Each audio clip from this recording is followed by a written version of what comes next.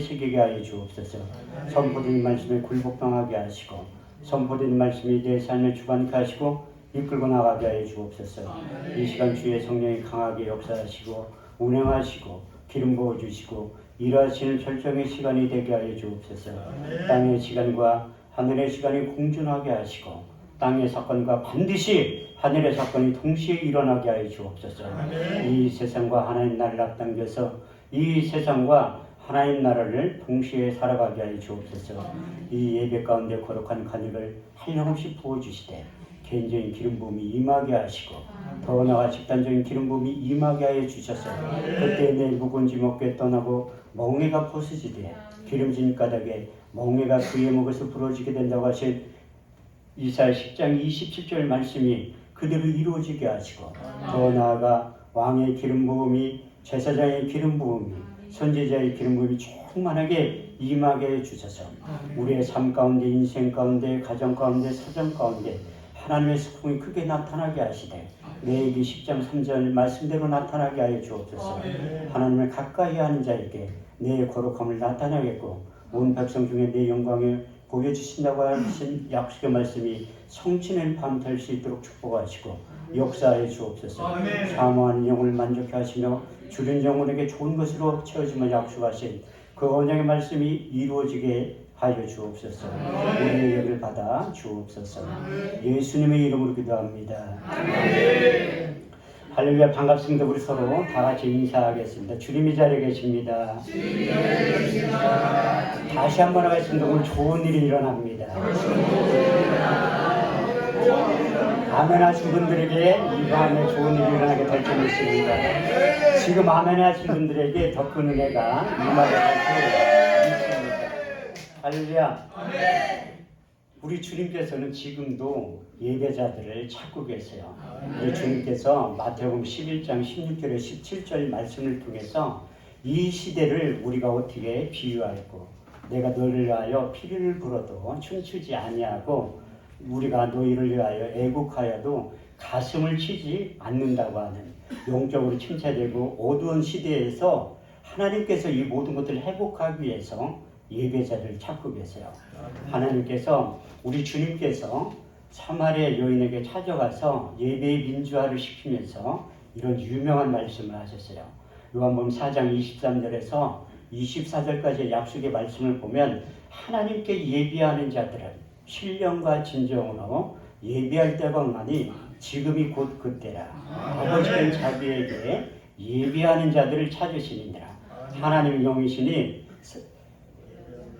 예배하는 자가 신령과 진정으로 예배를 드려야 된다고 말씀하셨고 예배에 집중했던 사도 바울은 로마서 12장 1절 2절 말씀을 통해서 예배의 생활한 그의 삶에 대해서 이렇게 간증하고 있어요. 그러므로 형제들아 내가 하나님의 모든 자비하심으로 너희를 권하노니 너희 몸을 하나님 기뻐하시는 거룩한 산 제사 드리라. 이는 너희 드릴 영적 예배니라. 너희는 이 세대를 본받지 말고 오직 마음을 새롭게 함으로 변화를 받아 하나님의 선하시고 기뻐하시고 온전하신 뜻이 어디에 있는지 밝히 깨달아 알 수 있는 신앙의 안목을 활짝 열어주신다고 말씀하셨고 이스라엘 백성들에게 아니 우리들에게 출애굽기 20장 24절 말씀을 통해서 예배 한 번만 잘 들어도 하나님께서 내가 주는 것은 세상에 주는 것 같지 않은 하늘에서 온 신령 복이 임하게 된다고 이렇게 약속하고 있습니다. 내게 도단을 쌓고 그 위에 너희 양과 서로 너희 번제와 화목제를 드려라. 무릇 내 이름을 기념하는 곳에 내가 강림하여 복을 주리라.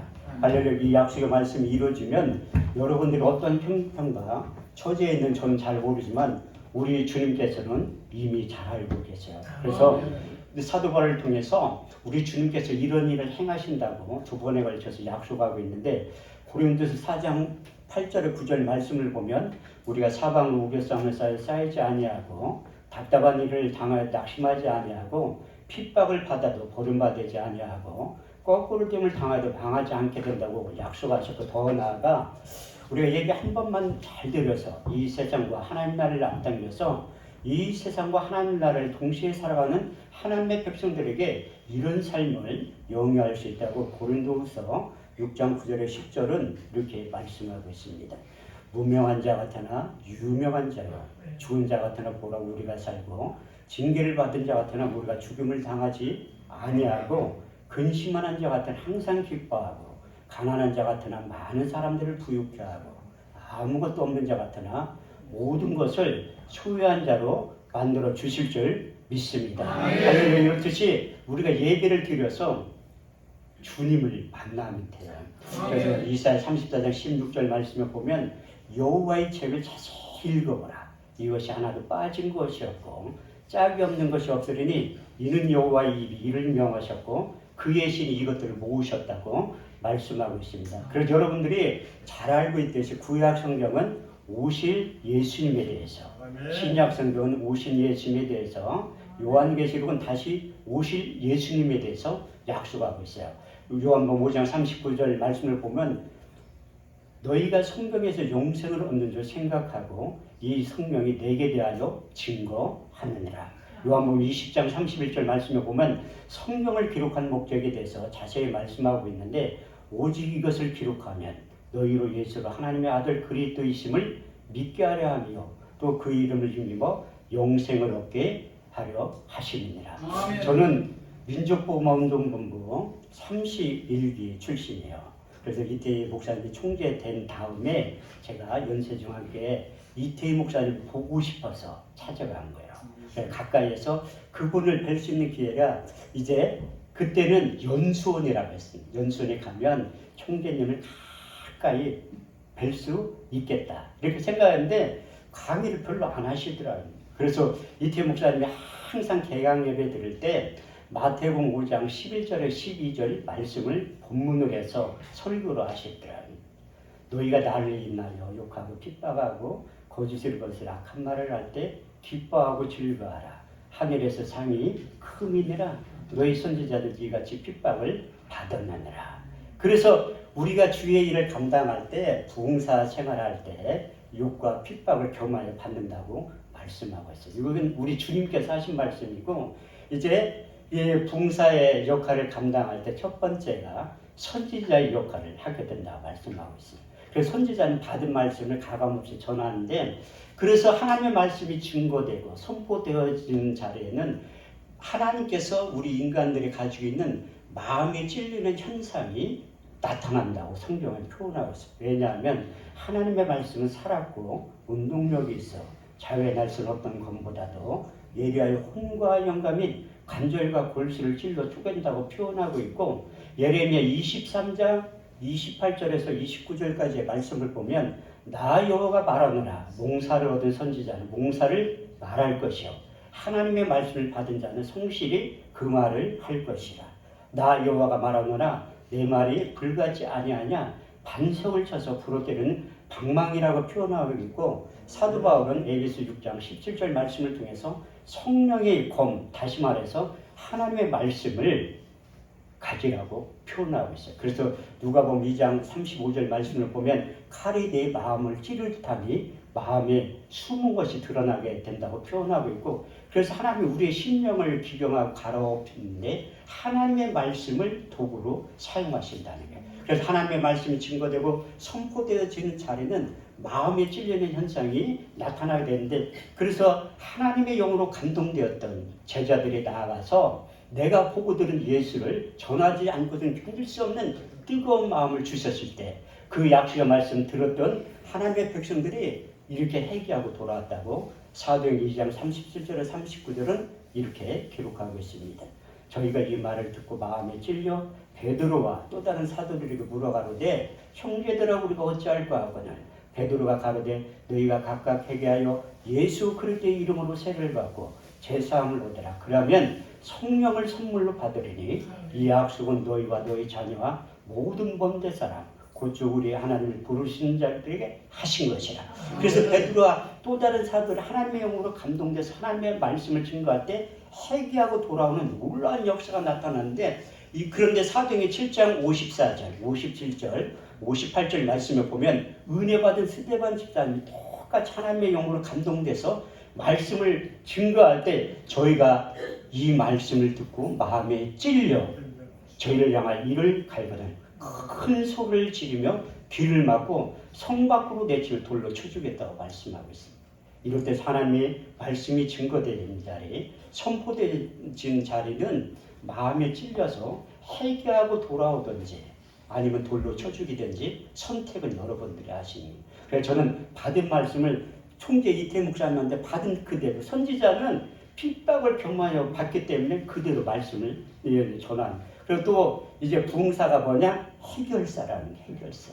그래서 집회 초청받아 갔을 때 영적인 모든 문제를 해결해 줄 수 있는 이 능력을 갖춰야 돼요. 그래서 여러분들이 사단법인 민족복음화운동본부 부흥목회연구원 들어오신 것은 하나님께 여러분들을 능력을 주시기 위해서 선배 교수님들이 강의를 할 때 잘 경청을 하셔야 돼요.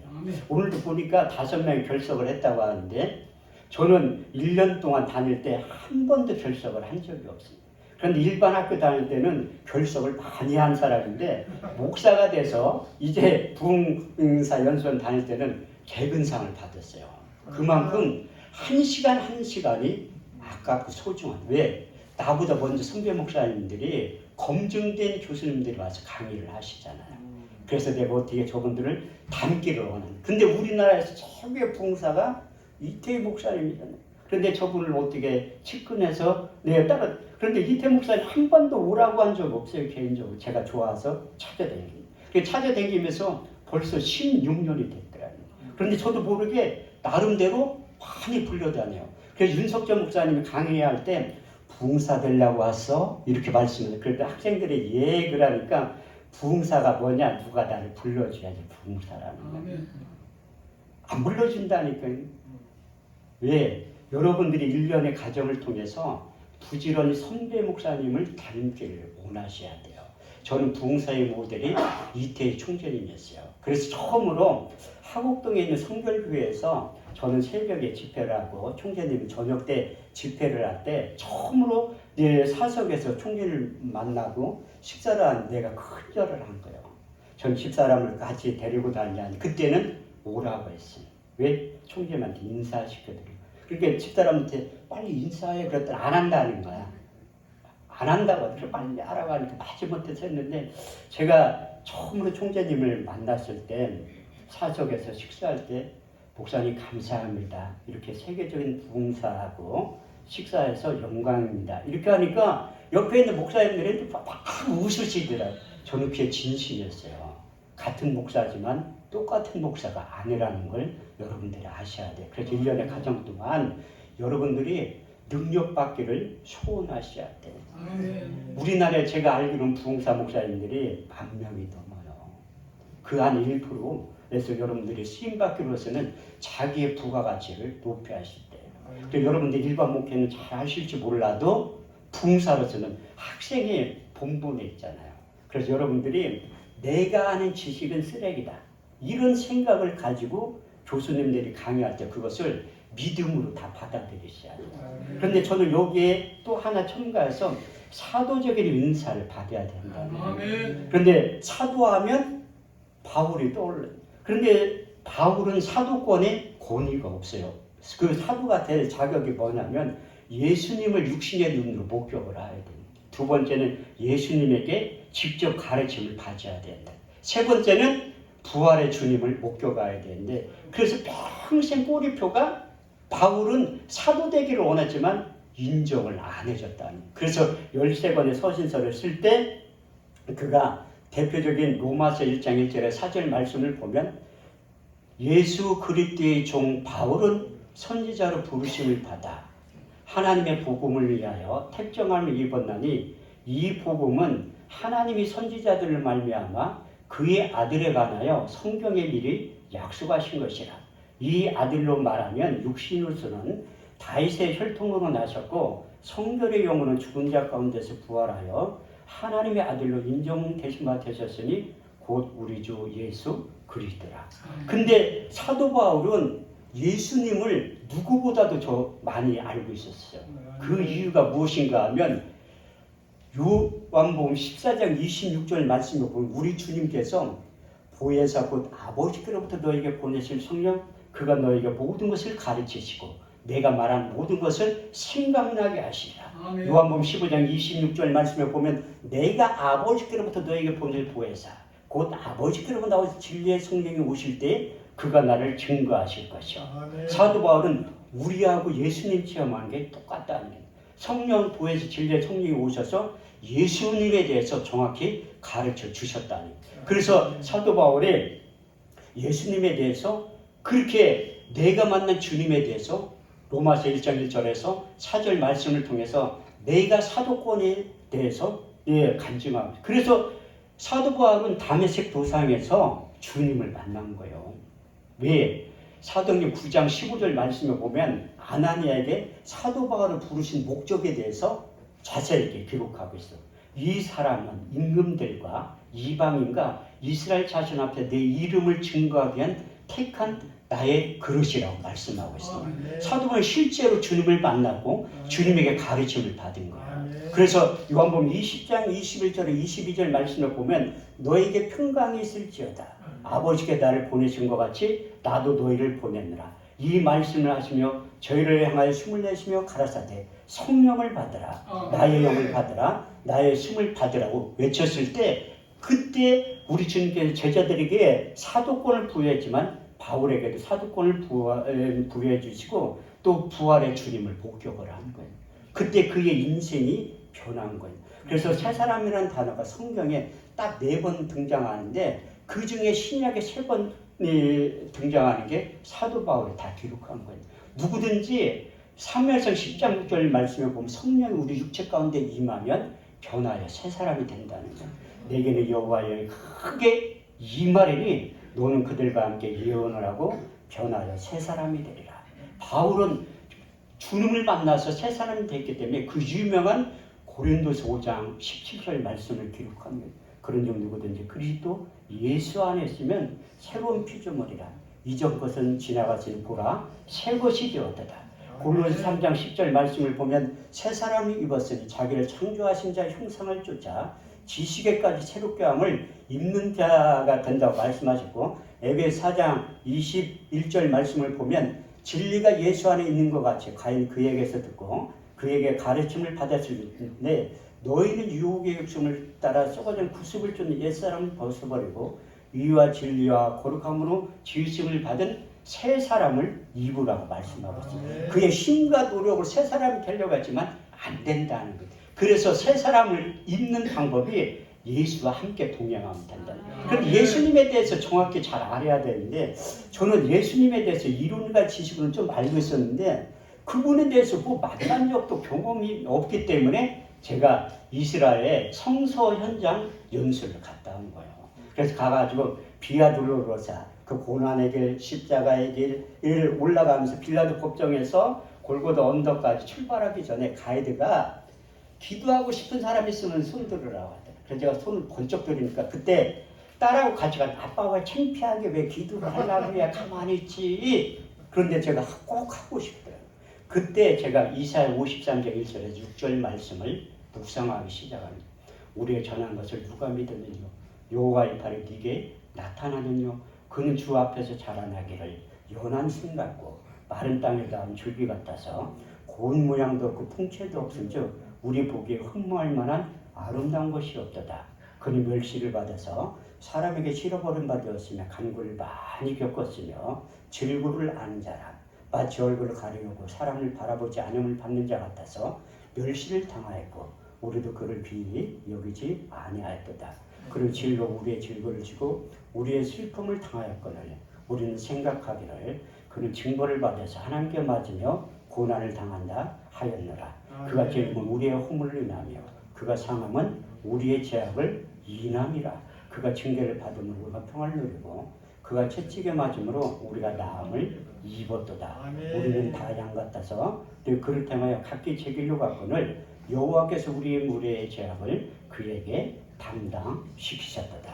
할렐루야. 이렇게 말씀 묵상하고 기도하기 시작하니까 거기에 갔던 분들이 다 울기 시작하더라고요. 이게 말씀의 능력입니다. 그런데 이 이사야 53장 1절에서 6절까지의 말씀 말고 우리 주님께서 부활하셔서 육체의 몸과 부활의 몸을 갖고 계신 다음에 누가복음 24장 44절 말씀을 통해서 모세의 글과 선지자의 글과 시편의 나에 대해서 기록된 일들이 이루어져야 한 말이 이것이라 하시고, 그래서 구약 성경에는 말씀이 육신되어 오신 예수님에 대해 300번이 넘게 걸쳐서 예언에 기록되어 있어요. 그 대표적인 이사야 선지자의 입술을 통해 첫 번째 예언의 말씀이 이사야 7장 14절 말씀입니다.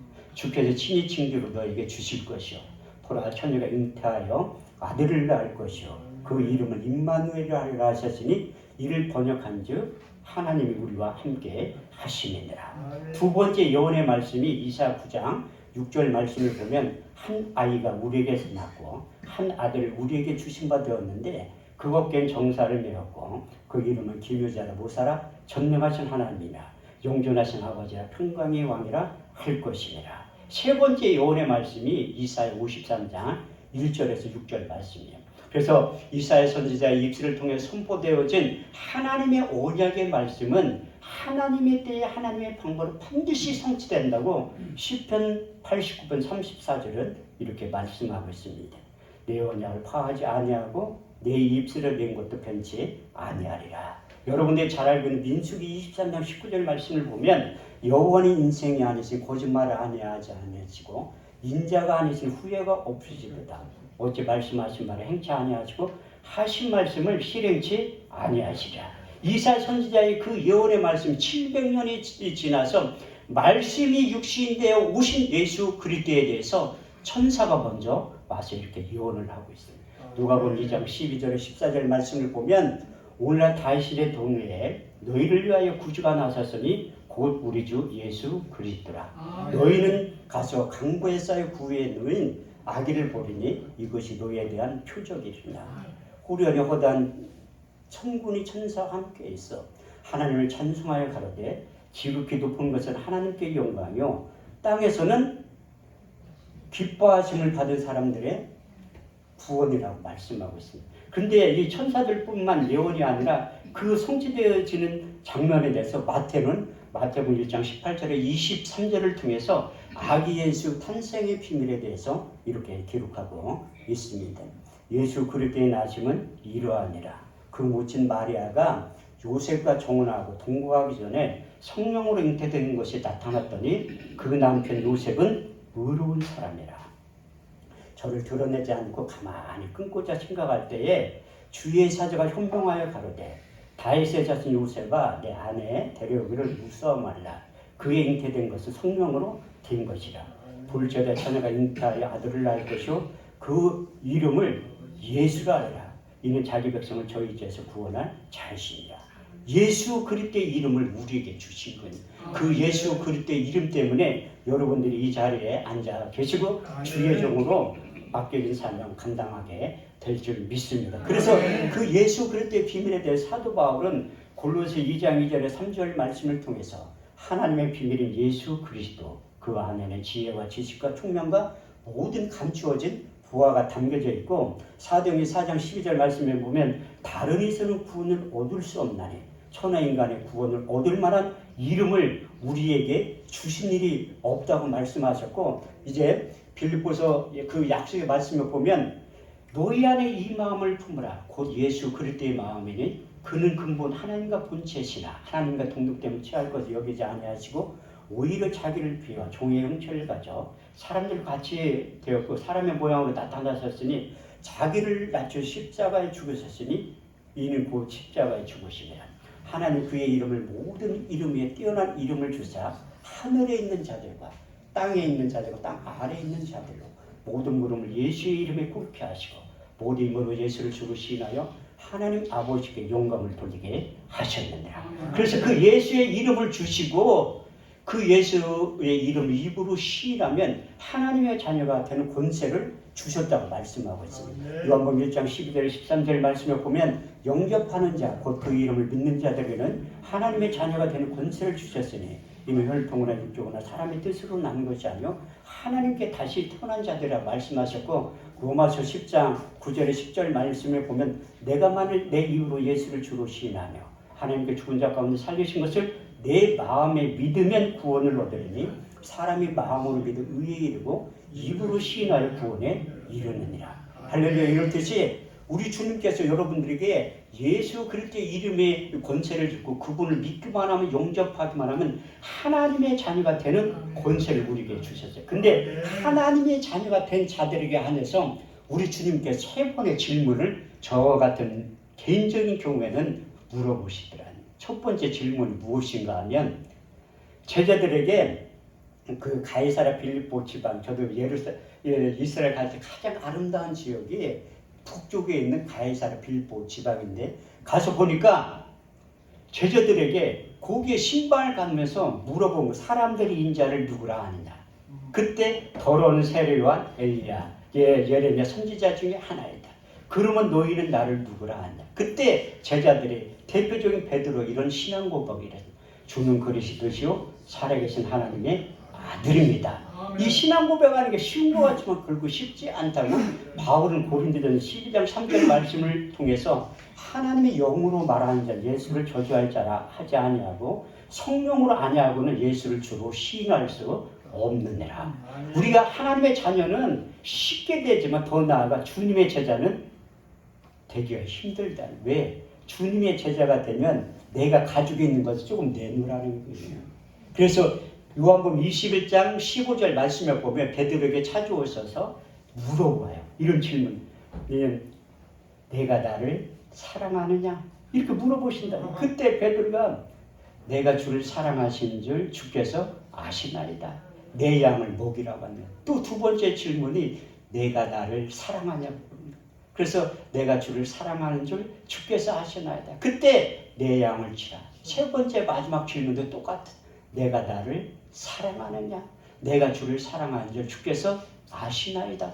이런 고백을 할 때 내 양을 먹이라는 거예요. 그래서 주님의 제자가 될 때 거기까지만 가면 얼마나 좋겠어요. 그런데 하나님께서 요구하는 것은 성령의 사도까지 되기를 원한다는 거예요. 그래서 사도 바울이 오늘 본문 말씀에 보면 에베소 교인들과 마지막 작별 고별 인사를 하면서 이제 그 유명한 말씀을 내가 결박과 환난이 나를 기다린다 하시나 주 예수께 받은 사명 하나님의 은혜의 복음을 증거하는 일을 마치려 하면은 나의 생명을 좀 더 귀한 것으로 여기지 아니하노라. 그래서 바울이 예루살렘에 올라가면 결박과 환난이 기다리는 줄 알고 있으면서 갑니다. 그런데 저는 만약에 그 바울의 입장인 것 같으면 못 갈 것 같아요. 그런데 우리 주님께서도 제자들에게 정확한 신앙 고백을 시킨 다음에 내가 예루살렘에 올라가서 대제사장들과 서기관들과 많은 이들의 고난을 당하고 죽임을 당하고 제3일 만에 다시 살아날 것에 대해서 얘기하니까 제자들이 안 된다고 뜯어 말리는 거예요. 아니 3년 반 동안 따라다니는 주님께서 죽으러 가신다는데 뜯어 말리는 게 당연한 말이에요. 근데 그것은 육신의 생각이라는 사도 바울 로마서 8장 5절에서 8절 말씀이 되면 육신을 쫓는 자는 육신의 일을 영을 쫓는 자는 영의 일을 생각하나니 육신의 생각은 사망이요 영의 생각은 생명과 평안이니라. 육신의 생각은 하나님과 원수가 되나니 이는 하나님의 법이 벌복까지 하지 않느니라 할 수도 없느니라. 사사기 21장 25절 말씀에 보면 그때 이스라엘에 왕이 없으므로 자기의 소견에 옳은 대로 행하였더라. 우리가 하나님 뜻과 내 뜻이 가장 정확하다고 하는데 절대 그렇지 않아요. 그래서 이사야 55장 8절에 9절 말씀을 보면 내 생각은 너희 생각과 다르며 내 길은 너희 길과 달라서 하늘이 땅보다 높은 것 같이 내 생각은 너희 생각보다 높으니라. 그래서 하나님의 영이 우리가 주를 사랑한다는 그 고백을 하게 한 다음에 주님의 마음을 갖기를 원하는 거예요. 그래서 세 번째 마지막 질문이 사도행전 19장 2절 말씀에 보면 사도 바울이 이제 에베소 교회를 방문하면서 이제 쉽게 제가 세상적인 표현하면 아볼로 목사님이 목회를 하고 있는데 목물 목사님이야. 막 배운 목사님. 그래서 교인들한테 너희가 믿을 때 성령을 받았냐? 물어보니까 우리는 성령 받은 일도 없고 성령이 무엇인지도 모른다고 할 때 바울이 그들에게 안수함으로 그들에게 성령이 임하심으로 방언도 하고 예언도 하니 모두 12사람쯤 되니라. 할렐루야. 12시 우리가 성령 받지 않고서는 예수 증인 될 수 없다는 거예요. 그래서 사도행전 1장 4절에서 8절 말씀, 우리 주님께서 승천하기 직전에 이 말씀을 하시길, 사도와 같이 모이사 저에게 분부하여 가라사대 예루살렘을 떠나지 말고 내게 들은 바 아버지의 약속하신 것을 기다려라. 요한은 물로 세를 베풀었으나 너희는 몇 날이 못돼 성령으로 세를 받게 될 것이라. 저희가 모였을 때 예수께 붙잡아 가로되 주께서 이스라엘 나라를 회복하심이 이때니까 하니 때야 기하는 너희 알 바 아니요 아버지의 자기의 권한에 두었으니 오직 성령이 너희에게 임하시면 너희가 권능을 받고 예루살렘과 온 유대와 사마리아 땅 끝까지 이르러 내 증인이 된다니. 우리 주님께서 누가복음 24장 44절 47절에 너희는 이로부터 능력이 입혀올 때까지 이 성에 유하라고 말씀하고 있습니다. 또 이르시되 내가 너희에 함께 있을 때 너희에게 말한 바 모세의 율법과 선지자의 글과 시편에 다해서 기록된 일들이 이루어져야 한 말이 이것이라 하시고 저희의 마음의 문을 열어 성경을 깨닫게 하시고 또 이르시되 그리스도가 고난을 받고 제3일에 죽은 자 가운데 다시 살아날 것과 그의 이름으로 제사함을 얻게 있는 회개가 예루살렘부터 시작하여 모든 민족에게 전파될 일이 증거되었으니 너희는 이 모든 일의 증인이라. 내가 아버지의 약속하신 것을 너희에게 보내리니 너희는 이로부터 능력이 입히울 때까지 이 성에 유하라고 말씀하고 있습니다. 그래서 저도 이 성령 받지 않고서는 주의 일을 감당하지 못해요. 그렇게 힘이 들고 육신의 한계에 부딪히면 베드로의 초라한 모습이 저의 모습이 돼요. 노비 앞에서도 그 계집종 앞에서도 우리 주님을 모른다고 한 번도 아니 3번이나 부인하고 저주까지 했다니. 여러분들의 육신의 한계로서 내가 맡긴 삶을 잘 감당할 것이다. 차고예요, 차고. 빨리 성령으로 조금은 받아야지만 그 일을 감당할 수 있다니. 그래서 하나님의 영으로 감동된 사도 바울이 그래서 빌보 3장 6절에 8절 말씀을 보면 그는 금수저를 물고 태어났다고 성경은 이렇게 그의 출생의 비밀에 대해서 이렇게 기록하고 있습니다. 내가 난지 8일 만에 할례를 받고 이스라엘 족속의 베냐민 지파요 히브리인 중에 히브리인이요 율법으로는 바리새인이요 열심으로는 교회를 핍박하고 율법은 흠이 없는 자라고 그가 고백하고 있다. 근데 그 다음 절에 보면 내가 무엇이든지 유익하던 것을 그리스도 예수를 위하여 이제 아는 지식이 가장 고상함을 인함이라. 내가 그를 위하여 모든 것을 잃어버리고 배설물을 여김은 그리스도를 얻고 그 안에서 나를 발견되려 함이니라. 그래서 하나님의 영으로 찾아서 만난 부활의 주님을 만난 바울은 첫 번째 고백의 그 유명한 말씀이 여러분들이 잘 알고 있는 갈라디아서 2장 20절 말씀입니다. 내가 그리스도와 함께 십자가에 못 박혔나니 그런 적이 된 내가 산 것이 아니요 오직 내 안에 그리스도께서 사신 것이라. 이제 내가 육체 가운데 사는 것은 나를 사랑하사 나를 위하여 자기 몸을 버리신 하나님의 아들을 믿는 믿음 안에서 사는 것이라. 이렇게 고백한 다음에 고린도전 1장 18절 말씀을 통해서 십자가의 도가 멸망하는 사람을 밀어난 것이요 구원을 얻은 우리에게는 하나님의 능력이 된다고 고백한 다음에 유명한 그의 신앙 고백 같은 로마서 14장 8절 말씀을 기록합니다. 우리가 살아도 주를 위하여 살고 죽어도 주를 위하여 죽나니 그러면 우리가 사나 죽으나 다 주의 것이로다. 그래서 그가 이 고린도전 11장 25절 이후에 보면 1차 전도여행, 2차 전도여행, 3차 전도여행을 하고서 로마서와 고린도 전후서를 기록했는데 내가 금수저를 물고 태어났지만 육신적으로는 흙수저로 바뀌었다 그는 간증하고 있습니다. 유대인들이 40에 하나 감한매를 5번 맞고 3번 태장으로 맞고 1번 돌로 맞고 강도의 염과 배고픔과 수없이 고생을 많이 했다고 고백하고 있습니다. 그렇지만 그에게는 부활의 주님을 만났기 때문에 결박과 환난이 기다린다 하시나 주 예수께 받은 사명 하나님의 은혜의 복음을 증거하는 일을 마치면 나의 생명을 죽음도 귀한 것을 여기지 아니하노라. 예수님도 죽으러 오신 거예요. 그때 제자들이 뜯어 말릴 때 사단아 내 뒤로 물러가라. 너는 나를 넘어지게 하는 자들아. 내가 하나님의 일을 생각지 아니하고 어찌하여 사람의 일만 생각하냐. 우리 주님께서 죽으러 가셨듯이 사도 바울도 죽으러 갑니다. 근데 저도 죽으러 갈 수밖에 없다. 왜? 우리 주님을 진짜로 목격했기 때문이에요.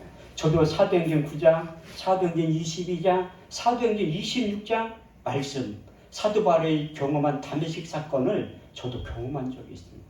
제가 우리 주님을 만나지 않고서는 예수 증인 될 수 없겠더라고요. 그래서 제가 그 양반교회들 갈 때 여기 옆에 써있더라고요. 잠언 8장 10절, 나를 사랑하는 자들이 나의 사랑을 입고 나를 간절히 찾는 자가 나를 만나게 될 것이라. 그래서 그 약속의 말씀을 붙잡고 이제 기도처를 찾기 시작하는데, 제가 분당에 15년 살았어요. 그래서 태제국에 넘어갈 때 지금도 첨성대처럼 20명이 들어와서 기도할 재단이 있더라고요.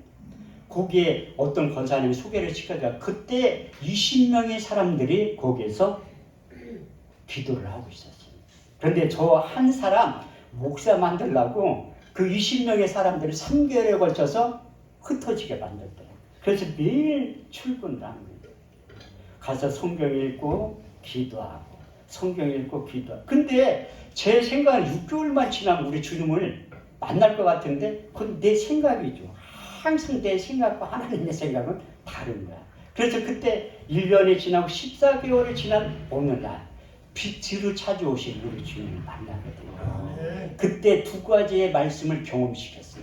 그 첫 번째가 뭐냐면 하늘의 시간 개념인데, 베드로후서 3장 8절 말씀에 보면 사랑하는 자들을 죽게는 하루가 천년 같고 천년이 예하 하루 같은 이 한 가지를 잊지 말라. 시편 90편 4절 말씀에 보면 주의 목전이 지나간 천년 같으며 밤의 한 경점 같을 뿐입니다. 우리 주님하고 한 5분 정도 얘기한 것 같아 깨어나니까 8시간이 지난 거예요. 그때 우리 주님께 저에게 육의 신비에 새긴 5가지의 말씀이 있어요. 그때 저를 그리스도의 편지로 만들어 주시고, 고린도서 3장 3절 말씀에 보면 너희는 우리로만 나타난 그리스도의 편지니 이는 먹으로 쓴 것이 아니라 살아계신 하나님의 영으로 한 것이며 또 돌비에 새긴 것이 아니라 육의 신비에 새겼다고 말씀하고, 그래서 사도 바울은 자기가 복음을 전할 때 이런 형식을 취해서 설교 준비를 했다고 그는 고백하고 있습니다. 갈라디아서 1장 11절 말씀을 보면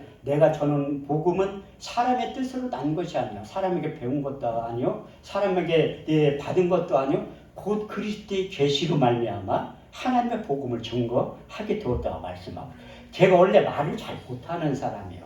우리가 형제가 9남매인데 형제가 4명이에요. 어쩌다가 만나가지고 식당에서 밥을 먹으면 한마디도 안 해요. 그래서 계산하고 나갈 때 보면 벙어리 안 했냐고 물어보려고 한마디도 안 해요. 지금도 어쩌다가 형제를 만나면 왔냐? 자기가 그게 끝이에요.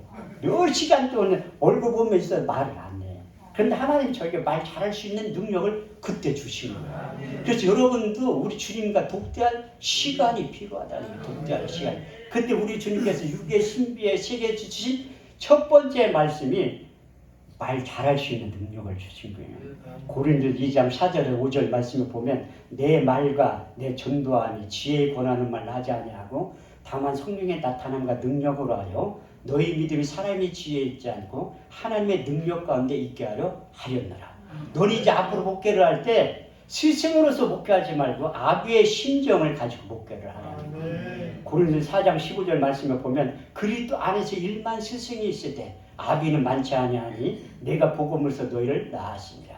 세 번째는 요한복음 10장 10절 도적이 오는 것은 도적질하고 죽이고 멸망시키려는 것뿐이요 내가 온 것은 양으로 생명을 얻게 하고 더 풍성히 얻게 하려 함이니라. 그래서 마귀가 온 목적과 예수님이 오신 목적에 대해 넌 정확히 깨닫게 되고 그 사역을 하게 될 것이다. 네 번째는 너는 딴말 하지 말고 하나님의 말씀만 전하라는 거예요. 요한복음 3장 34절 말씀을 보면 하나님이 보내시니는 하나님의 말씀을 하나니 하나님이 성령을 한량없이 부어주신다고 말씀하셨고, 마지막 5번째 그 잠언서 30장 6절 말씀을 보면 너는 그 말에 더하지 말라. 그가 너를 책망하시겠고 너는 거짓말하는 자가 될까 두려우니라. 저도 사역을 19년째 하고 있는데 요만한 사건을 뻥튀기 할 때가 있어요. 이만한 사건을 축소할 때가 있어요. 그래서 항상 설교하기 전에 진실만을 말하게 해두라. 기도하고 시작하고. 왜? 저도 저 자신을 모른다니까요. 그래서 진실만을 말하게 해달라고 기도하고 시작합니다. 근데 하나님이 우리 주님께서 이것만 하고 끝내면 얼마나 좋겠습니까? 너는 고린도전서 2장을 묵상하라. 이 2장을 묵상할 때 그리스도의 마음을 소유하게 된다는 거예요. 형제들아, 내가 너희 가운데 나아가 하나님의 증거를 전할 때 말같이 아름다운 것이 하지 아니하나니 내가 예수 그리스도와 그의 십자가에 죽으신 것 외에는 아무것도 알지 아니하기로 작정하였습니다. 내가 너희 가운데 거할 때 약함에 두려워함에 심히 떨었노라. 내 말과 내 전도함이 지혜의 권하는 말로 하지 아니하고 다만 성령의 나타남과 능력으로 하여 너희 믿음이 사람의 지혜에 있지 않고 하나님의 능력 가운데 있게 하려 하였노라. 우리가 온전한 자들 중에서 이 지혜를 말하노니 이 지혜는 이 세상의 지혜가 아니요 또 이 세상에 없어질 가난들의 지혜가 아닌데 오직 비밀한 가운데 감추었던 것인데 하나님 우리 영광을 위하여 만세전에 미리 정하신 것이라. 이 지혜는 이 세대의 관원이 하나도 알지 못하였나니 만일 알았더라면 영광의 주를 십자가에 못 박지 아니하였으리라. 기록된 바 하나님이 자기를 사랑하는 자를 위하여 예비하신 모든 것은 눈으로 보지 못하며 귀로도 듣지 못하며 또 마음으로 생각지 못하였던 것 같으냐. 오직 성령으로 이것을 너에게 보이셨으니 성령은 모든 것 하나님의 깊은 것이라도 통달하시느니라. 사람의 사정을 사람 속에 있는 영 외에는 누가 알려. 이와 같이 하나님의 사정도 하나님의 영 외에는 아무도 알지 못하느니라. 우리가 세상의 영을 받지 아니하고 아버지께로부터 온 영을 받았으니 이는 우리로 하여금 하나님께서 은혜로 주신 것들을 알게 하려 하시니라. 우리가 이것을 말하거니와 세상에 가르친 말로 하지 아니하고 성령에 가르치신 것을 하니 신령한 것으로 분별하느니라. 육에 속한 사람은 하나님의 성령의 일을 받지 아니하나니 저에게는 미련하게 보이며 또 깨닫지도 못하나니 이런 일을 영적으로 해야 분별하느니라.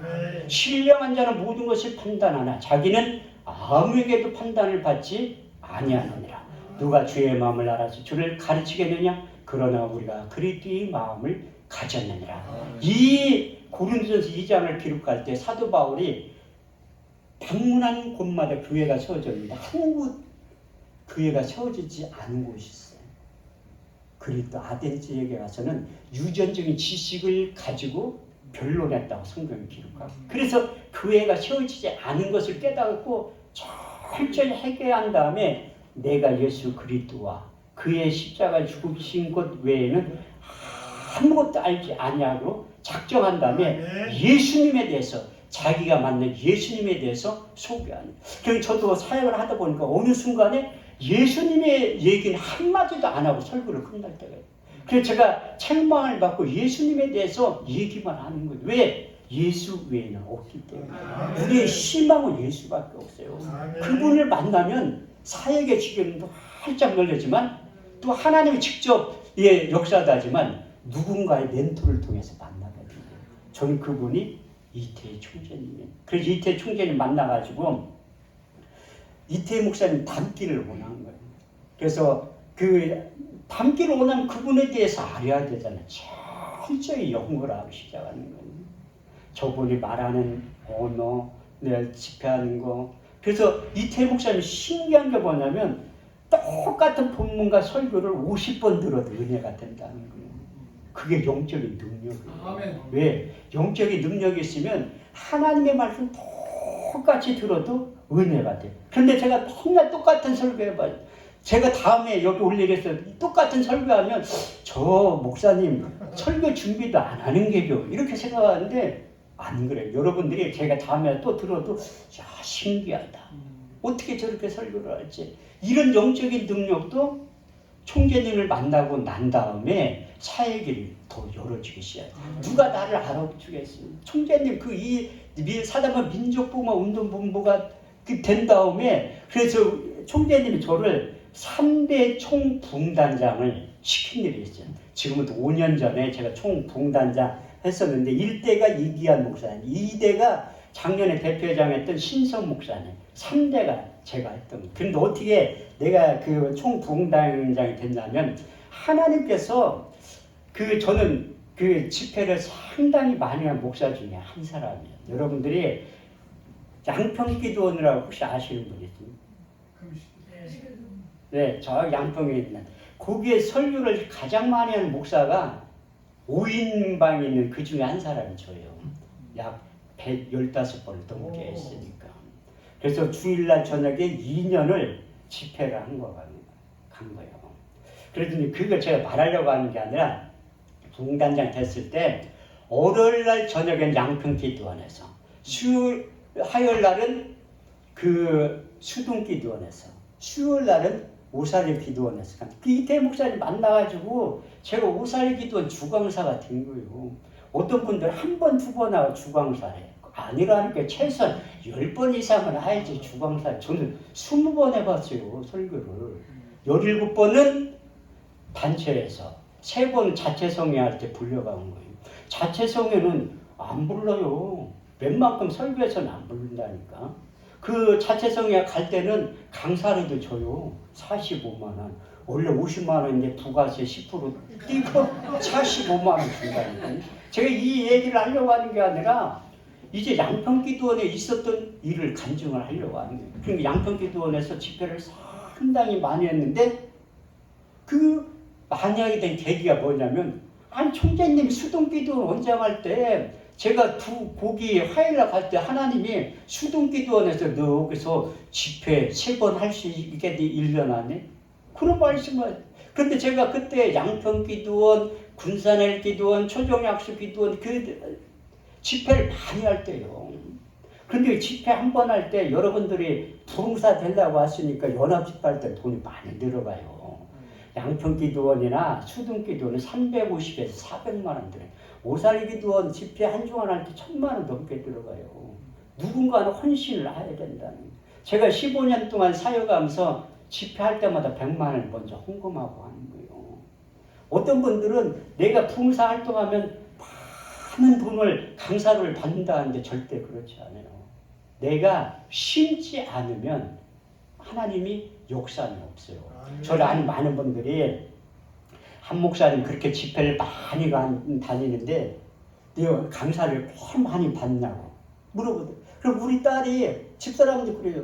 아니 아빠는 그렇게 집회를 많이 다니는데 왜 집에는 돈 한 푼도 안 갖고 돈 내고 한다니까. 연합 집회할 때는 여기 이번 집회할 때 저 40만 원 냈어요. 국민으로 광고 낼 때. 여러분들 이게 교수들이 얘기를 안 하니까 그냥 이게 가면 돈 받는 줄 알고 생각한. 근데 심으면 제가 여기까지 부흥사생활 15년 하면서 1억 5천 이상 썼어요. 총 부흥단장 할 때는 10대를 1000만 원 이상 썼어요. 그런데 올해도 제가 6개월밖에 안 지나 밥값을 800만 원 썼다니까요. 안 믿어지죠. 저 뒤에 총괄본부장 있잖아요. 옆에서 있는 분. 내가 거짓말 내가 이게 강대상 거짓말 하겠습니까? 왜?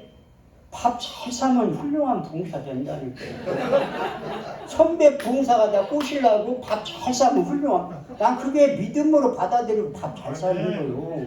오사리 기도 집회할 때도 밥 제가 제일 많이 사요. 그 민족운동본부 2월 달에 집회할 때 내가 김익배 목사님 사모총장 카드를 줬어요. 제가 그 월요일 날 설교하고 하고 내려와가지고 화요일 날 내가 못 올라와가지고 그 기도로 원장 김원철 목사님 직원들 식사 대접할 때 내가 카드 주고 왔다니. 근데 3개월 할부로 긁었다니까요. 5월달까지 갚았어요. 밥값을. 그 여러분들이 실력 없으면 밥이라도 잘 사면 훌륭한 부흥사 된다. 그래서 제가 훌륭한 부흥사 된 거예요. 제 나름대로. 아니 얻어먹으면 관심 갖는다니까요. 설교 못하면 그럼 밥이라도 사는 거야. 그럼 훌륭한 부흥사 되는 거예요. 왜? 창세기 22장 말씀에 보면 나의 즐겨하는 별미를 가져다가 나로 먹게 하여 내가 죽기 전에 마음껏 축복할 때 그대로 되는 거예요. 그래서 식사 대접하는 게 주의 종들에게 특히 식사 대접하는 게 큰 은혜가 임할 수 있어요. 참고로 저는 소고기를 잘 먹어요. 그래서 여러분들한테 가면 여러분들 얻어먹을 기회가 없잖아요. 그런데 저가 소고기도 잘 사요. 제가 총 부흥단장 때 회원들 우리 교회로 서울로 불러가지고 소고기를 다 대접했어요. 그런데 어떤 목사님이 교세도 크지 않는데 어떻게 이렇게 많은 사람들 식사가 150만 원 나왔어요. 소고기 대접하느라고. 그러면 내가 내는 게 아니라 우리 권사님이 카드 줘서 냈지. 내가 뭔 돈 있다고. 그렇게 접대를 하니까 이게 부흥단장 돼도 뭐 권위가 있어야지. 제가 나이도 제일 어리고 뭐 목회에 열린데 짝고 하는 거 누가 말을 듣겠습니까? 그러니까 밥이라도 부지런히 사니까 말을 듣더라고요. 수련할 때도 횟집가서 내가 거의 80만 원씩 산 거요. 먹으면 잠잠해져. 왜? 다음에 또 안 살게지. 그래서 이건 제가 여담이지만 그래도 훌륭한 부흥사는 설교도 잘해야 되지만 밥을 잘 사셔야 돼. 왜? 이태희 총재님이 하면 식사 대접을 서로 하려고 하면서 내가 설교하면 아무도 대접을 안 하려고. 근데 지금은 서로 식사 대접을 하려고. 그런데 제가 인생이 변한 게 총재 이태님 목사님을 만나고 엄청나게. 그래서 3번 수동기는 1,000만 원 들여가지고 집회를 한 거예요. 나는 그때 집회를 할 때 총재 이태님 목사님 가지고 있는 축복권을 내가 사모한 거예요. 1,000만 원. 이태 목사님이 축복하면 그대로 된다니까요. 내 입에서 나가는 말 헛되이 내게로 돌아오지 아니하며 나의 뜻을 이루며 나의 명하여 보내려 형통을 해라. 혀에 번세가 있어요. 그 사모한 다음에 이제 3번 집회 끝날 때 총재님 올라오시면 그래서 제가 식사 대접을 하면서 나는 총재님이 처음으로 기도할 때 난 하나님의 음성을 듣겠다고 고백을 하고 데살로니가전서 2장 13절 말씀을 보면 우리가 하나님의 말씀을 받을 때 사람의 말을 받지 아니하고 하나님의 말씀으로 받으니 진실로 그러하니 이 말씀이 또한 믿는 자 속에서 역사하느니라. 그래서 1,000만 원 들여서 집회하니까 하나님이 나에게 축복권을 이미 주신 거예요. 민수기 6장 24절에서 27절 여호와는 내게 복을 주시며 너를 지키시기를 원하며 여호와는 그 얼굴을 내게 비치사 은혜 베푸시기를 원하며 여호와는 그 얼굴을 내게 향하여 주사 평강 주시기를 원하노라. 이같이 이스라엘 자손이 축복할지니 내가 그들에게 임하여 복을 주리라. 내가 축복한 만큼 하나님 복을 준다. 그 말씀 붙잡고 총재 이태 목사님 나에게 어떤 축복 기도를 할까? 딱 간절히 사모하고 기다린 여호와는 내게 복을 주시며 너를 지키시기를 원하며 여호와는 그 얼굴 내게 비치사 은혜 베푸시기를 원하며 여호와는 그 얼굴 내게 하면서 평강 주시기를 원하노라. 이 말씀에서 야 나 이제 축복권 받았다 그렇게 생각하는 근데 이 총재님은 절대 동의하지 않더라고. 그러니까 혼자 내 믿음이에요, 내 신앙이. 그래서 마음껏 축복할 때 그 축복의 역사가 나타나기 시작하더라고요. 근데 이 여기까지 오는데 제가 상당히 이 고난과 고통 가운데 있어요. 근데 하나님이 총재 이태희 목사님을 만나고 졸업하자마자 저를 사우스 아프리카하고 짐바브웨에 날려보낸 거예요. 나는 선교에 대해서 관심이 하나도 없어요. 그리고 개척할 때 야, 하나님이 난 청담동이나 압구정동에 그 애를 개척시켜 줄 줄 알았어요. 실력되지, 인물되지, 능력되지. 나는 서울 한복판에서 개척을 해야지. 근데 지금의 태평사동 삼날매 청계천에 쫓겨나는 그 삼날매 그 가장 못 사는 동네에서 교회를 개척하게 만든. 그래서 하나님이 내 생각과 하나님의 생각이 다르다는 그때 깨달은 거예요. 근데 그 아프리카 가가지고 한 달 했어. 왜 한 달 있다 갔냐면 비행기 값이 300만 원이 넘어요. 가니까 비자가 한 달이거든요. 그래서 한 달 동안 그분이 선교사님이 독일에서 박사학위까지 하시면 얼마나 똑똑하겠어요. 그런데 그분도 하나님이 학위 취득하고 독일에서 목회를 하러 가는데 학위 취득을 받았으니까 한국으로 돌아온 거예요. 일산에 교회 개척했는데 한 명도 안 거예요. 그 선교사님 저 만나가지고 간증을 하는데 이단이라도 한 명만 왔으면 좋겠다.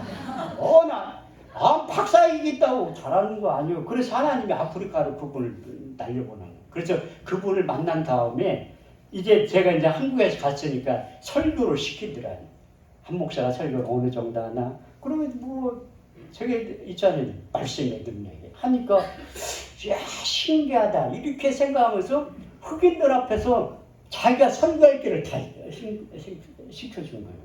그런데 이게 처음에 비행기값 싸게 가려고 3일 만에 갔어요. 3일 만에. 홍콩에서 12시간 대기하고 여기서 홍콩까지 한 5시간 반 걸려요. 12시간 대기했다가 또 남아프리카 공항하고 요하네스burg 공항까지 가는데 12시간 반 걸려요. 거기에서 또 짐바브웨까지 2시간을 비행기 타고 간 거예요. 그러니까 그 선교사님하고 흑인 문야 목사님이 나와서 있더라. 그러면서 한 목사님 왔다고 리무진을 갖고 왔대. 보니까 호로 친 거, 우리 옛날에 트럭 있죠. 지에 짐칸 있는 거. 거기에 20명을 타는 거야. 그 흑인 여자들이 옆에서 타고 가는데 이게 못 먹어도 그렇게 뚱뚱한 사람이 왜 이렇게 큰지. 나는 이렇게 찡겨서 10시간을 간 거예요. 3일 만에. 가니까 막 지치기 시작하지. 근데 이게 잇몸이 붙잖아요. 피곤한 거. 또 물도 더럽고. 아유, 너무 이제 치통이 오기 시작하는데 너무 힘든 거야. 그래도 제가 대학원 다닐 때 치과 원장님한테 전화를 했어. 아니, 원장님, 나 이렇게 치아 너무 아파요. 흔들린다고 하니까 병원에 가래. 아니, 그걸 누가 몰라. 차도 없고 돈도 없는데 어떻게 가. 그래서 한 달을 꼭 참고 온 거예요. 그 비행기 타고 오면 난 절대로 이제 아프리카 안 가리라 작정을 한 거예요. 근데 확실히 공부 많이 한 사람들은 머리가 좋아. 내가 그 민족보건운동본부 연수원 출신이라는 거 알 다음에 두 번째 안 간다고 하니까 짐바브웨에서 200명의 부흥사들이 모여서 연합집회를 한다는. 거기 대표 강사로 나를 초청한다. 한국 대표. 그래서 내가 왜 한국 대표냐니까 아니 대한민국에서 3명 강사 오니까 한국 대표라니. 근데 왜 내가 가기 싫었냐면 진짜 가기 왜 한 번 갔다 와서 치아를 7개 뺀 거예요. 힘들어가지고. 그런데 내가 갈 마음이 있겠어. 두 번째 가면 아무래도 빨리 빠질 것 같아. 그래서 이제 근데 자꾸 신학교 다닐 때 찬송가 불렀잖아요. 부름받아 나서는 어디든지 가오리라. 그게 자꾸 떠오르는. 근데 요즘 신학생들은 개사에서 불러요. 부름받아 나서님은 경기도까지 가오리라. 시골은 안 간다는 거야. 경기도. 난 그게 생각나서 간 거예요. 가서 보니까 또 내가 한국 대표로 왔으니까 주일날 아침에 이제 첫 오전 강사를 듣는 거예요. 그런데 이게 난 그때 한국 마귀보다 아프리카 마귀가 세다는 걸 그때 느꼈다는 거예요. 틀니 빼가지고 이렇게 양치려니까 놓쳤네. 틀니가 뚝 분질러졌어요. 그게 틀니가 얼마나 튼튼한 건데. 근데 그것을 설교는 계속 가야 되는데 또 먹여야 되니까 이게 앞니가 다 빠져가지고 부러졌는데. 그래서 문야 목사님은 본드 있냐 이런데 본드가 어딨네. 그래가지고 선교사님 살살 부실려가지고 5시간 떨어지는데 본드를 판다는 거야. 아니 서울에서 본드 사서 부산까지 갔다 왔다는 거야. 그래가지고 본드가 어딨어. 시멘트 가게 가가지고 그게 순간 접착제였죠. 그 2개를 사는 거야. 나는 본드 안에 아이들의 심정을 그때 안다니까요. 팬도가 그게 붙이면 그게 떨어져. 침이 묻어가지고 그때 또 하나님께 또 한 가지의 말씀을 처음 믿는 자리에 따른 표조 5가지 중에 무슨 독을 마실지라도 해를 받지 않아. 그렇게 한 달을 있다 온 거예요. 갔다 와서 치아를 5개 뺐어. 그런데 선교사님이 또 오라고 하더라. 안 간다고 했지. 내 생각에 가면 맞아. 남아있는 이빨을 하나님 다 뽑아왔다. 그래야 인천에서 집회를 하는데 내가 그 아프리카 갔다 온 거 한 주간 집회할 때 간증을 하니까 거기 그 한 세대 다니는 여학생이 목사님 난 아프리카 가고 싶대. 또 어떻게 강사로 100만 원 받은 거 줬지 가라고. 그랬더니 한 달 있다가 전화가 왔어요. 목사님 이게 경배하고 내 친구 2명하고 가는데 인솔자가 없다는 거야. 하나님 보내는 방법도 상당히 여러 가지. 아니 학생들이 가고 싶다는데 목사가 돼가지고 인솔을 해서 데리고 와. 갔다 와서 아니나 달라 치아를 다 뺐어요. 여러분들 여기 틀니 껴보신 분들은 알 거야. 지금은 인주디라고 해서 독박을 연합집회를 주는데 그때는 뭐 신출백이라 뭐 같이 자는 거지. 이게 틀니를 잘 때는 다 빼고 자야 되고 냄새가 너무 심해가지고. 그래서 저희가 주여수를 크게 못하는 이유가 뭐냐면 쭉 하면 웃는 분들은 틀니가 빠지는 줄 알아. 틀니가 쑥 빠진다니까. 그 주여수를 못하는 거예요. 근데 이게 하나님이 봉사생활을 오래 하니까 갈라디아서 6장 7절의 9절 말씀을 체험시키게 돼요. 스스로 속이지 말라. 하나님 마늘 여름 받지 아니하는 사람이 무엇으로 심든지 그대로 거두리라. 자기 육체를 위하여 심는 자는 육체로부터 썩어질 것을 거두고 성령을 위하여 심는 자는 성령부터 영생을 거두리라. 우리가 선을 행하되 낙심하지 말지니 때가 이르면 거두리라. 그래서 양평기도원에 부지런히 집회를 한 거예요. 하다 보니까 어떤 한 사람을 만나게 됐더라고요. 그래서 저는 그 기도원 집회하면서 살아남는 이유가 뭐냐면 한 번도 명함 준 적 없어요. 전화번호 가르쳐 준 적도 없고. 그래서 욕도 많이 얻어먹는다니까요. 개인적으로 헌금 받은 적도 많아요. 근데 내가 호주머니 안 넣고 기도원 갖다 줘야 돼요. 목사님하고 나만 둘이 알으면 된다니까. 먼저 갖다 줘. 강사가 돈 받아갔다고. 돈 받아가면 못 써요. 양평기도원이나 오살기도원에 만약에 돈 받았다 블랙리스트에 올라가지고 아예 못 쓴다니까. 2월달에 집회할 때 어떤 분이 2명이 와가지고 기도를 해보려고 그거 못한다고 했습니다. 그 전화번호를 가르쳐줘요. 안 된다고 했어요. 그때 막 뭐라고 하더라고요. 아, 나 진짜 봉사구나. 총재님 말씀하신 대로 예수 그때 이름을 위하여 핍박을 받으니까 그 욕 바가지로 먹어가지고 오래 산다니까. 원래 우리 집안 식구가 60대면 다 죽어요. 우리 아버지도 엄마도 삼촌도 큰형도 60대면 죽더라고요. 나도 몇 년 안 남았다니까요. 근데 하나님 성경 없는 얘기인데 오래 살게 만들 것 같아요. 욕을 그렇게 바가지로 얻어먹는데 오래 안 살 것 같아요. 욕 먹으면 오래 산다니까요. 괜히 주는 것도 없이 욕 무지하게 해. 그래서 내가 욕을 얻어먹으면서 아, 난 이제 붕사 돼가는구나 그렇게 생각해요. 그래서 양평기도에 집회를 많이 했는데 저는 양평기도원에 한 사람이 1시간밖에 못하게 해요. 그런데 월요일날 저녁은 꼭 내가 하라고 해. 왜? 월요일날 붙잡아 놓지 못하면 다 도망가. 한월산 기도원이나 강남금 식구들은 다 도망간다. 그래서 내가 항상 월요일날 저녁에 하고 안수기도를 하는 거예요. 그래서 저는 매일 해요, 설교를. 그렇게 6번, 8번 한 사람 우리나라에 저 혼자밖에 없어요. 기도원에서 코드가 맞으니까 계속 시키는 거라고. 왜? 사람들은 오니까. 사람들이 오니까 계속 시키는 거예요. 근데 어떤 여자가 뭐 계속 줬더라. 요즘 간증이나 옛날에는 그냥 성경만 가지고 가는 거예요. 그 저거 일주일 내내 적더라고. 그런데 내가 그 서울교회로 내려온 다음에 전화가 왔어. 목사님 다 아시죠? 물어본다. 아, 내가 어떻게 알아? 나도 윤석열 대통령 아는데 그분은 다 모르잖아요. 저 수없이 많은 사람 아는데 내가 어떻게 알아? 그러니까 누구라고 하더라. 그 40일 금식했던 사람. 아, 그 생각이 나더라. 그래서 그분이 하신 얘기가 목사님 시간 있으면 우리 집에 신방 좀 와달라고 하더라. 내 동생이 대장암 말기로 죽어가는데 한 번 나와서 얘기를 들어달라는. 그래서 분당으로 찾아갔지. 가서 보니까 그 환자가 누워있어요. 그 복수가 찾아 기저귀만 채워놨는데 대장암 말기 환자라고 하더라. 그 6명이 있는데 다 박사학위가 다 있는 거예요. 그 40일 동안 금식했던 그 여자분이 컬럼비아 대학에서 교수 생활하다가 잘려가지고 한국에 와서 40일 금식할 때 저를 만나는 거예요. 그럼 소개를 하는데 다 이제 박사학위가 있고 특히 그 환자의 아내가 존스 호피스 병원 현직 의사라고 하더라고요. 세계에서 가장 암으로 유명한 병원이 존스 호피스 병원이에요. 그런데 현대의학은 못 고칠 것 같으니까 한국에 와서 장례를 치르려고 이제 데리고 왔다고 하더라고요. 그런데 저도 의대에 나왔어요. 우리나라에 가장 좋은 의대 출신이라니. 그러니까 이렇게 제가 의대에 나왔다고 얘기하니까 역시 목사님은 머리가 좋아서 성경을 그렇게 많이 저장하고 있다가 그것도 뭐 서울대학교 나왔냐, 뭐 연세대학교 나왔냐, 뭐 고려대학교 나왔냐, 그러는데 그거보다 훨씬 좋은 의대 나왔다니까요. 예수님이 만든 천국병원 의대 출신이에요.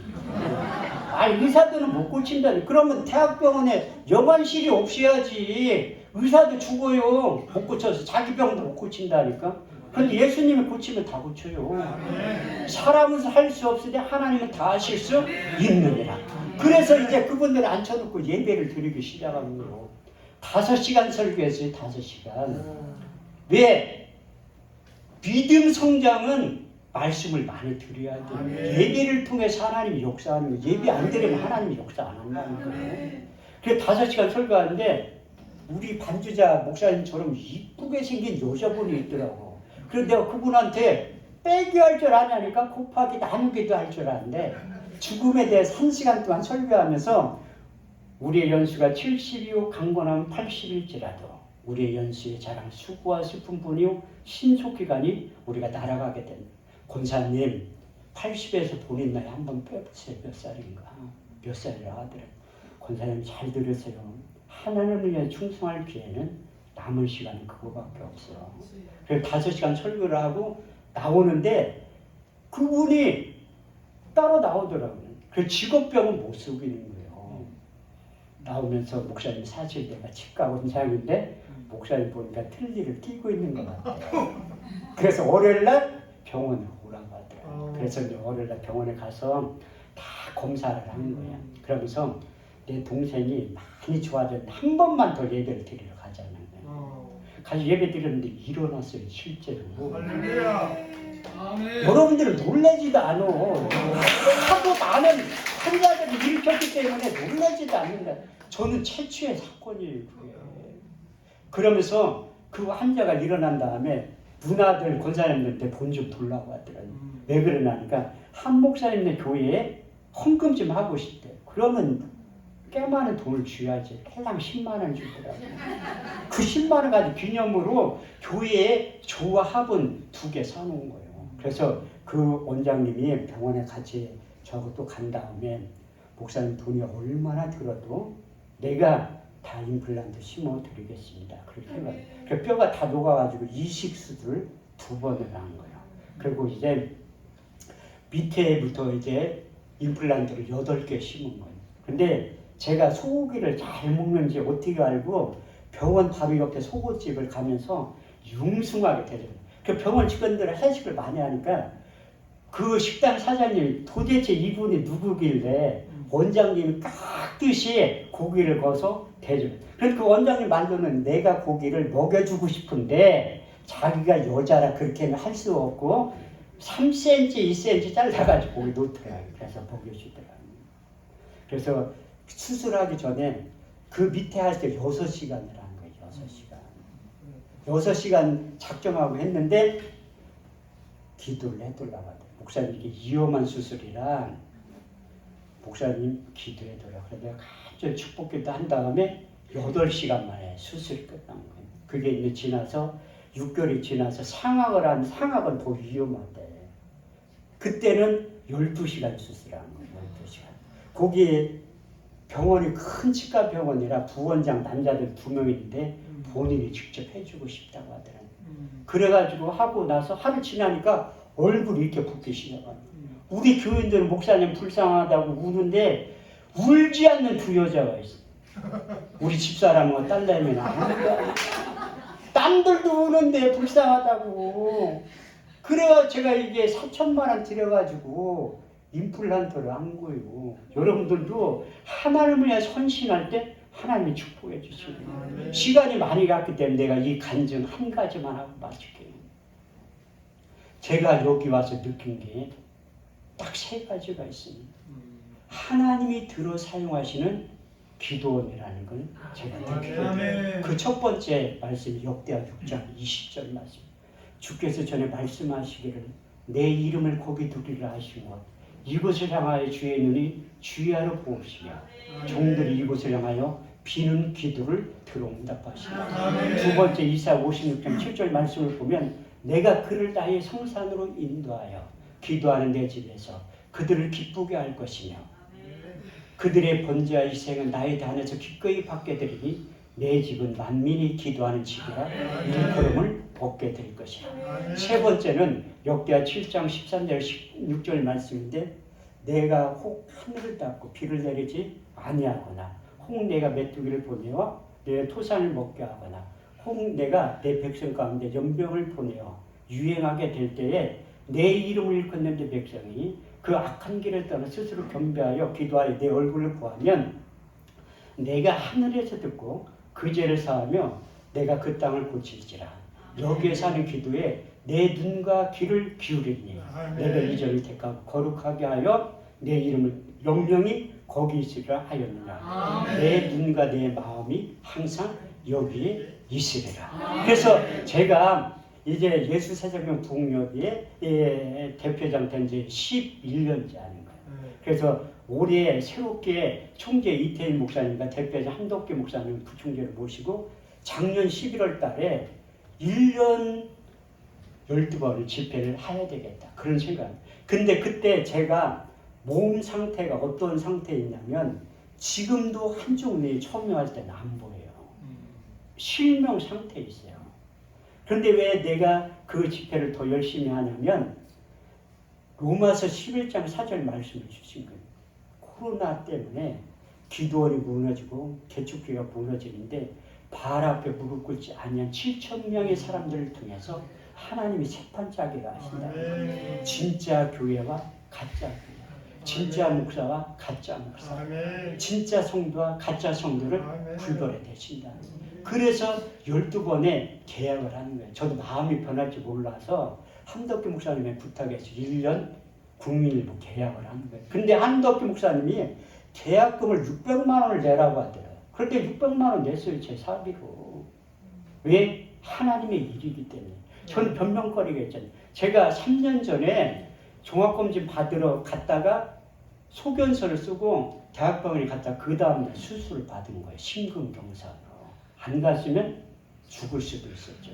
그래서 사명자는 죽고 싶어도 요단을 건너는 게 내 뜻대로 되니까 사명이 끝나야지 데려가는 거예요. 그래서 수술을 했는데 중환자실에 묶어놓은 거예요.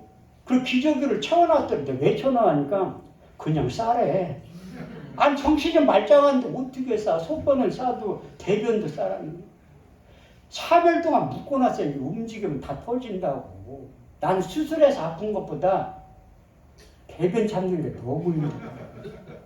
그렇게 한 다음에 이제 또 한쪽 눈이 어느 날 일어나는데 안 보이는 거예요. 여러분 아침에 일어나면 한쪽 눈이 안 보인다고 생각하면 얼마나 힘들겠어요. 그래서 안과 가서 보니까 실명한테 실명. 현대의학으로는 못 고친다고 하죠. 그래서 내가 안과 교수님한테 얘기했어요. 사람이 못 고치면 하나님이 고칠 거라. 직업이 뭐냐? 목사라고 하니까 이거 목사님들은 그 말도 안 되는 얘기만 한다는 거야. 근데 하나님 진짜 고치신 거예요. 근데 이게 너무 피곤하니까 또 이 혈관이 터지기 시작하는 거예요. 그리고 여기 운전할 때 반만 보여요. 이거 잠자리를 하도 날라다녀가지고. 근데 이 전이 하나님께서 기 사용하는 전이라 느낀 게 뭐냐면 지금은 90% 보인다는 거예요. 이전에 그만큼 하나님이 들어 사용하십니다. 제가 마지막으로 여러분들 부탁하신 것은 에덴 금식 수양관 제가 여러분들 홍보 요원을 내가 이초한다. 원장님 괜찮죠?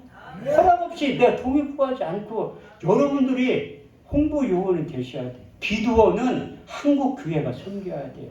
기도원은 목사님들이 섬겨주셔야 돼요. 기도원은 성도들이 섬겨야 돼요. 마지막 시대에 좋은 기도원, 좋은 원장님 만나는 거 복이에요. 로마서 16장에 보면 사도 바울이 평생의 그의 동역자들 40명의 이름이 기록되어 있습니다. 여러분들이 원장님이 사회의 길을 바울이 바치면서 40명의 동역자들을 기록해 놓았던 것처럼 여러분들이 그 주인공이 되기로 원합니다. 그때 하나님께서 너희는 하나님의 동역자들이요 하나님의 집이요 밭이 될 때 하나님께 놀라운 역사가 나타나게 될 줄 믿습니다. 그래서 제가 여러분들에게 해드릴 건 없고 안수기도를 축도 끝난 다음에 해드리려는.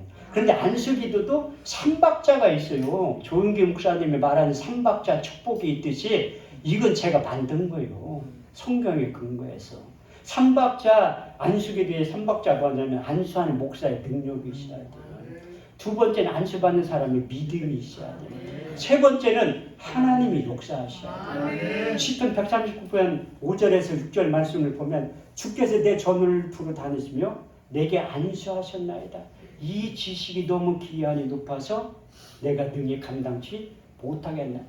사도 바울도 안수기도를 많이 했던 목사님 중에 한 분이에요. 그래서 사랑하는 영적인 아들 디모데에게 내가 나의 안수함으로 내 속에 있는 하나님의 은사가 다시 불을 듯하게 일어나요. 또 모세가 여호수아에게 안수할 때 능력이 임했다고 말씀하죠. 신명기 34장 9절 말씀을 보면 모세가 눈의 아들 요셉에게 안수하였으므로 그에게 지혜의 신이 충만하니 이스라엘 자손은 모세에게 명하신 대로 요셉의 말을 순종하였더라. 그래서 주의 종들은 저에게 주셨던 지혜의 말씀의 은사, 지식의 말씀의 은사가 필요해요.